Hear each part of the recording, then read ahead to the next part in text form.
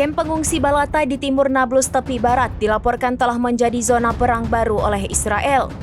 Dilaporkan sebanyak 6 warga Palestina terluka oleh peluru tajam dan peluru karet oleh IDF. Mengutip Kabarni pada 10 April, serangan itu terjadi pada Rabu 9 April malam waktu setempat. Direktur Pusat Darurat dan Ambulans Bulan Sabit Merah di Nablus Amit Ahmed bersuara. Ia mengatakan bahwa kru ambulans merawat 6 luka yang disebabkan oleh tembakan pasukan IDF, di mana 4 diantaranya disebabkan oleh peluru tajam dan dibawa ke rumah sakit, dan 2 lainnya oleh peluru logam berlapis karet. Pihaknya menyatakan bahwa seorang anak terluka di wajah setelah menjadi sasaran langsung tabung gas air mata. Sementara 5 warga Palestina lainnya menderita memar akibat dipukuli oleh tentara pendudukan. Serta sebanyak 50 warga Palestina menderita sesak napas akibat menghirup gas beracun. Ahmed mengkonfirmasi bahwa kru ambulans mengevakuasi 21 pasien termasuk 4 anak-anak dari dalam kamp ke rumah sakit.